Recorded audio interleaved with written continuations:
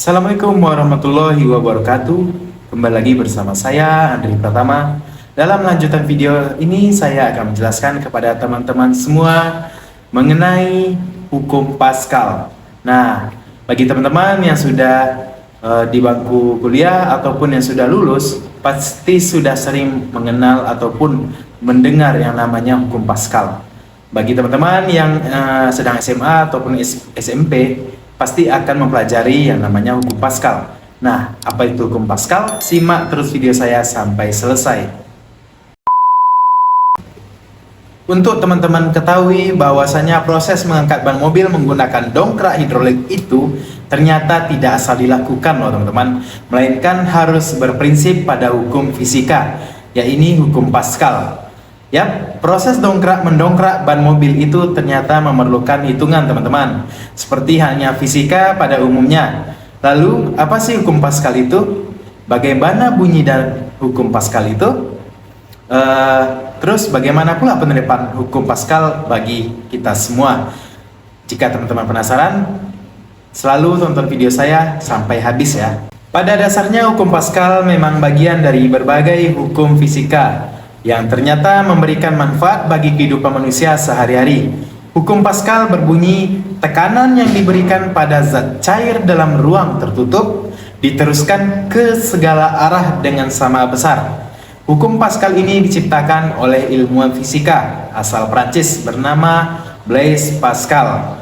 Contoh sederhananya adalah saat teman-teman memiliki kantong plastik berlubang yang berisikan air, kemudian diperas. Apa yang kira-kira terjadi teman-teman? Nah, ketika teman-teman memeras kantong plastik berisikan air tersebut, nantinya akan ada tekanan pada air yang ada di dalam kantong plastik tersebut, sehingga menyebabkan dua hal teman-teman. Yang pertama, air akan memancar keluar dari lubang-lubang kantong itu. Berarti tekanan yang teman-teman berikan tadi diteruskan melalui air dalam kantong plastik tersebut. Yang kedua adalah air memancar dari selang lubang dengan sama kuat. Berarti tekanan dalam air bekerja ke segala arah. Nah, itulah prinsip dari hukum Pascal tersebut teman-teman. Berdasarkan contoh sederhana tadi, dapat dikatakan bahwa hukum Pascal adalah sebuah hukum fisika fluida yang menjelaskan bahwa dari adanya tekanan yang diberikan pada fluida statis di dalam ruang tertutup, nantinya akan diteruskan ke segala arah, yang tentu saja dengan tekanan yang sama kuatnya. Pada dasarnya, hukum Pascal adalah sebuah prinsip kerja yang memiliki keterkaitan antara tekanan yang disebabkan oleh zat cair dalam ruang tertutup. Hukum Pascal ini menggambarkan bahwa setiap kenaikan tekanan pada permukaan fluida harus diteruskan ke segala arah fluida tersebut. Hukum Pascal memang hanya diterapkan pada fluida, terutama fluida cair saja teman-teman. Perlu diketahui bahwa fluida adalah zat yang mudah mengalir, seperti zat cair dan juga gas. Nah, sedikit informasi untuk teman-teman mengenai fluida. Fluida adalah semua zat yang bisa mengalir. Zat yang dapat mengalir ini tentu saja memiliki kemampuan membentuk sesuatu dengan wadah yang menampungnya. Misalkan teman-teman, zat cair tersebut ditampung di sebuah wadah ember, maka akan membentuk layaknya ember plastik tersebut. Perlu diketahui juga bahwa atom-atom dan molekul fluida itu bergerak secara bebas.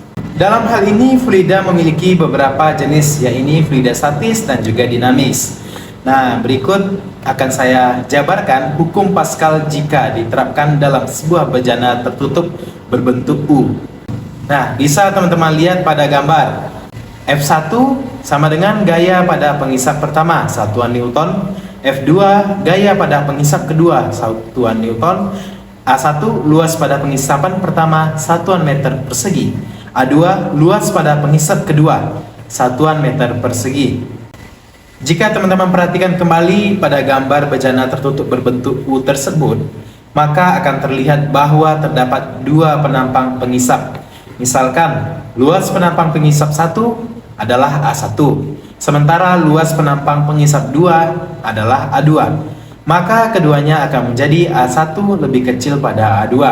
Apalagi jika pengisap 1 diberi gaya ke bawah, maka zat cair yang berada di dalam bejana tersebut akan mengalami tekanan, sehingga F1 per A1. Hal tersebut karena A2 lebih besar daripada A1, maka F2 sudah pasti lebih besar pada F1, sehingga menyebabkan gaya yang bekerja pada penampang A2 menjadi lebih besar. Maka teman-teman akan mengetahui manfaat dari hukum Pascal dalam kehidupan manusia. Keberadaan hukum Pascal tidak semata-mata hanya sekedar hitungan saja, teman-teman. Ternyata prinsip kerjanya juga dapat diterapkan dan terbukti bermanfaat bagi kehidupan manusia sehari-hari. Mengingat bahwa Blaise Pascal memperoleh pemahaman akan hukum Pascal ini setelah dirinya melakukan percobaan menggunakan alat penyemprot yang kemudian menyatakan bahwa tekanan yang diberikan kepada zat cair dalam ruang tertutup nantinya dapat diteruskan ke segala arah dengan kekuatan yang sama besar. Nah, apa saja contoh manfaat kehidupan sehari-hari dari hukum Pascal? Nah, yang pertama adalah dongkrak hidrolik. Digunakan untuk mengangkat beban berat dengan gaya yang kecil. Dongkrak hidrolik memiliki dua tabung yang berukuran berbeda. Satu berdiameter besar dan satunya lagi berdiameter kecil. Kemudian kedua tabung ini diisi dengan air. Lalu masing-masing juga dilengkapi pula dengan penghisap. Tekanan yang diberikan pada penghisap kecil nantinya akan diteruskan ke penghisap besar. Sementara pada penghisap besar akan menghasilkan gaya angkat ke atas yang jauh lebih besar. Itulah sebabnya keberadaan dongkrak hidrolik ini dapat digunakan untuk mengangkat beban berat, terutama untuk menahan mobil ketika hendak mengganti ban. Contoh yang terakhir adalah rem hidrolik. Biasanya berada di kendaraan, salah satunya adalah sepeda. Bagian-bagian utama pada rem hidrolik biasanya akan terdapat pedal rem, silinder master, sepatu jepit, dan minyak rem. Ketika pedal rem ditekan dengan kaki kita, nantinya tekanan tersebut diteruskan oleh minyak rem ke arah sepatu jepit melalui silinder rem. Dalam hal ini, silinder rem akan memiliki 4 buah silinder rem dengan 2 bagian di depan dan 2 bagian yang lainnya di belakang. Sementara pada sepatu jepit nantinya akan menghasilkan gaya gesek yang sangat besar sehingga mampu menghentikan putaran dari roda kendaraan tersebut. Hal ini disebabkan pula dengan luas penghisap silinder rem yang jauh lebih besar dibandingkan dengan luas penghisap silinder master. Nah, itulah penjelasan saya dalam video ini mengenai teori hukum Pascal secara sederhana.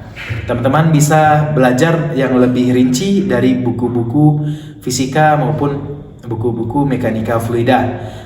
Teman-teman yang duduk di bangku SMA ataupun SMP yang sedang belajar hukum Pascal, ini sangat bermanfaat untuk kedepannya, karena jika teman-teman ingin mengambil jurusan perkuliahan teknik mesin, teman-teman harus paham mengenai hukum Pascal ini, karena di jurusan teknik mesin kita juga belajar hukum Pascal. Nah, terima kasih kepada teman-teman yang sudah menonton video saya sampai akhir. Jangan bosan terus untuk like, share, and subscribe ya.